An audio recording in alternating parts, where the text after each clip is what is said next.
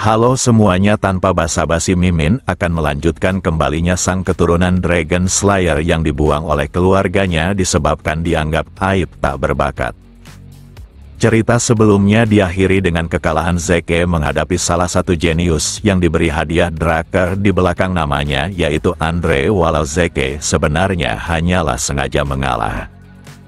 Di sisi lain, Zeke yang dibawa ke ruang perawatan merasa dirinya telah memberikan pertunjukan yang sangat menarik.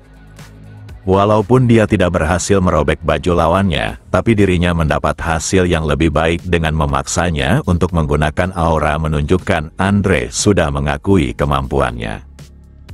Saat ini Zeke berniat untuk bersantai dengan menikmati waktu luangnya.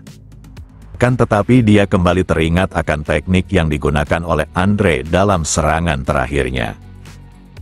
Di mana gerakan yang dipakainya adalah teknik naga paling dasar yang disebut irisan langit.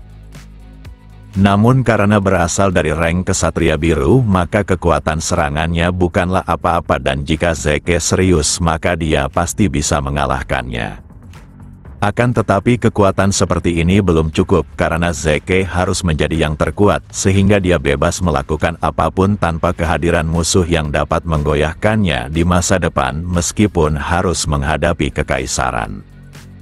Di saat yang sama seseorang tiba-tiba saja berada di sampingnya dan orang itu menyapa Zeke yang merupakan putra bungsu dari Arthur.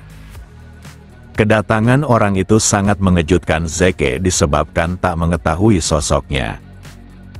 Tak hanya itu, pria pemabuk ini menganggap matanya persis seperti milik si arogan Arthur. Zeke menganggap orang ini pastinya bukanlah sosok biasa karena dia tidak bisa mendeteksi keberadaannya meskipun bau araknya sangat pekat. Tak hanya itu, dia bersikap tidak sopan pada kepala keluarga Draker saat ini dengan memanggil nama Arthur begitu saja diiringi dengan umpatannya. Di sela itu sosok ini menanyakan bagaimana bisa Zeke melakukan hal yang luar biasa dan hal itu membuat Zeke kebingungan akan yang dimaksudnya. Tanpa basa-basi lagi sosok ini menegaskan jika tubuh Zeke seharusnya mengalami luka dalam tapi dia dapat sembuh dalam sekejap mata. Hal itu membuat Zeke berpikiran buruk di mana kemampuan skill penyembuhannya mungkin saja telah diketahui. Akan tetapi Zeke harus menangani situasi ini dengan santai tanpa menimbulkan kecurigaan disebabkan tak ada yang mengetahui tentang skill seperti itu selain dia dan masternya. Dengan wajah polos Zeke mengatakan jika dia tak paham yang dimaksud oleh orang itu. Dikarenakan Zeke tetap menyembunyikan fakta itu, maka sosok tersebut memberinya peringatan yang sangat cepat. Lalu dia menarik tangannya hingga merobek tempatnya istirahat, tapi Zeke menghindarinya dengan cukup baik.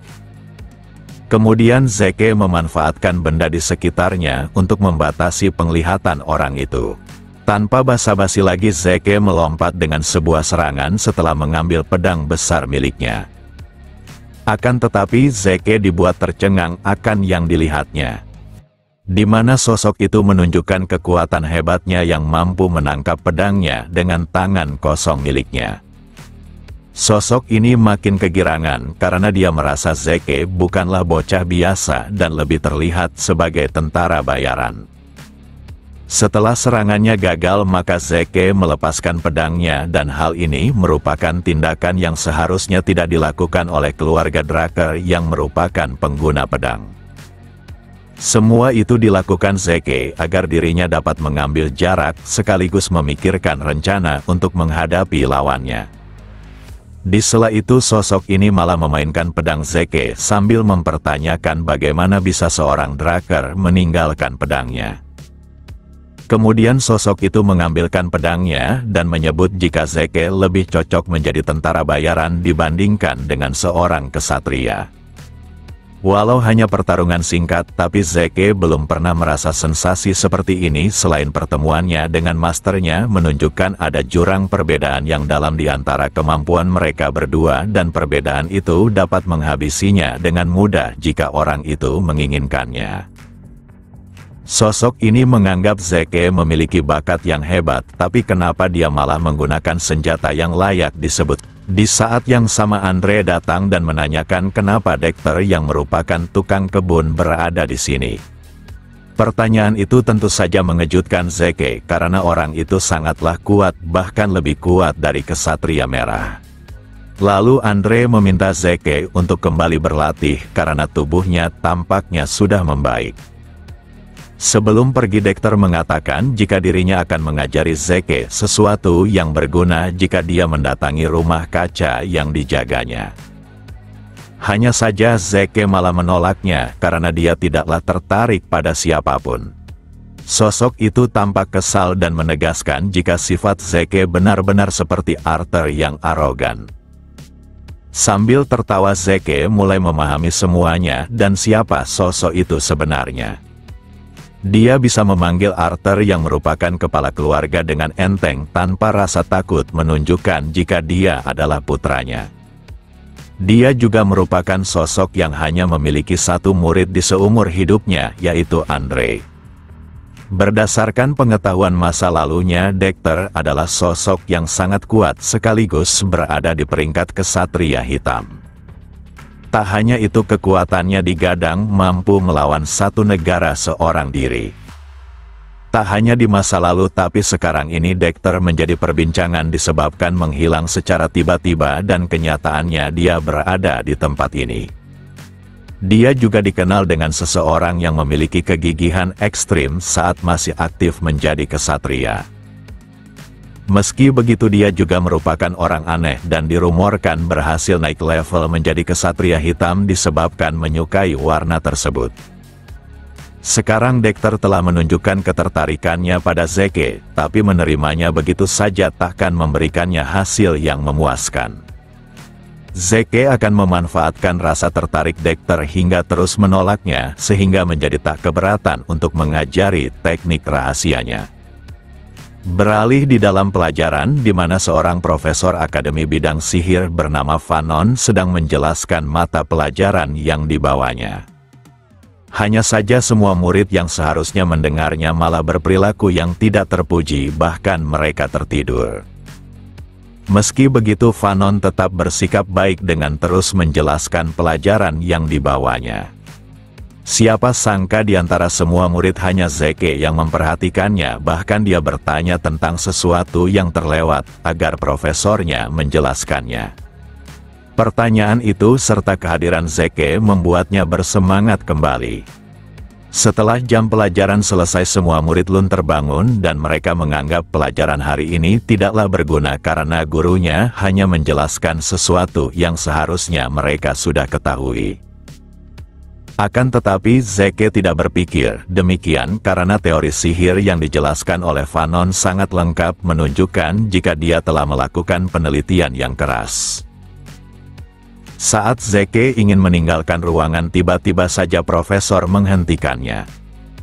Siapa sangka Fanon akan mengucapkan terima kasih disebabkan kembali merasakan atmosfer kelas sungguhan berkat dirinya dan dia akan menyambut Zeke jika ingin mengetahui sesuatu lebih lanjut terkait alam teori sihir di lab risetnya. Saat mendengar gurunya adalah lulusan dari Universitas Sihir bernama Delpoa, maka Zeke sangat terkejut. Universitas itu sangat terkenal dan hanya bisa dimasuki oleh orang-orang pintar dan akrab dengan Fanon adalah sebuah pilihan yang bagus karena dia pasti akan berguna.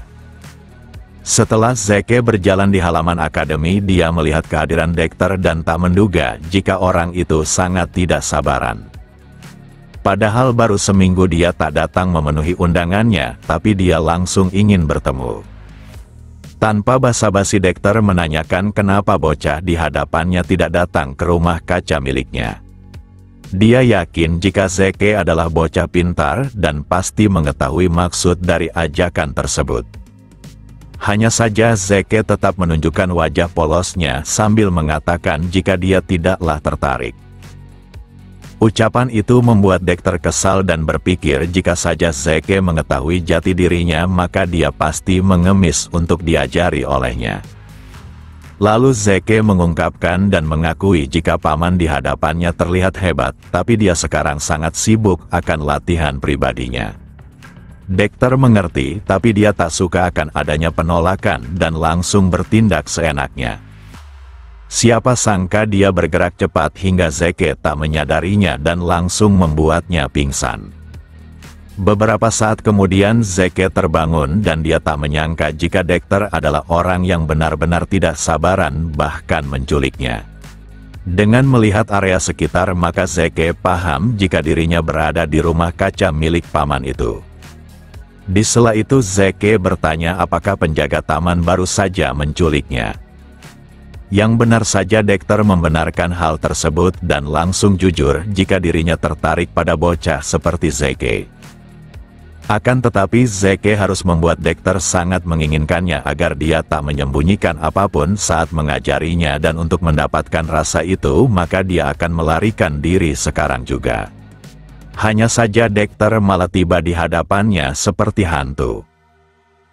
Walau Zeke berusaha bergerak dengan langkah bayangannya tapi tetap saja kecepatannya tidak ada apa-apanya dibandingkan kecepatan Dexter. Meski begitu Zeke enggan menyerah dan segera berulang kali mencoba melarikan diri maka Dexter mulai bertindak. Di mana dia mencoba menangkap Zeke sambil menikmati araknya tapi hal itu gagal dikarenakan Zeke segera menjauh darinya. Kemudian Zeke menanyakan hal apa yang membuat paman di depannya tertarik pada murid sepertinya. Tanpa basa-basi Dexter mengungkapkan jika dia penasaran bagaimana cara Zeke memulihkan luka internalnya dalam sekejap. Zeke pun tersenyum dan jika paman itu benar-benar ingin mengetahui maka dia harus membuatnya bicara. Setelah mendengar ucapan itu maka Dexter memikirkan sesuatu yang menarik. Dia tiba-tiba saja menghilang dari pandangan Zeke lalu sebuah pedang mengarah kepadanya.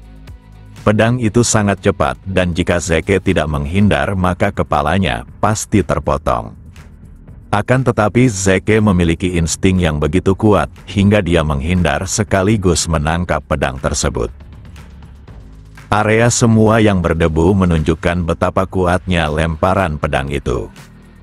Di sela itu Dexter datang karena membuat Zeke bicara terlalu mudah dan akan lebih menarik jika mereka bertaruh. Jika Zeke berhasil menggores pakaiannya, maka Dexter akan mengabulkan satu permintaannya. Akan tetapi jika dia kalah, maka Zeke harus mengungkapkan semua yang dirinya sembunyikan.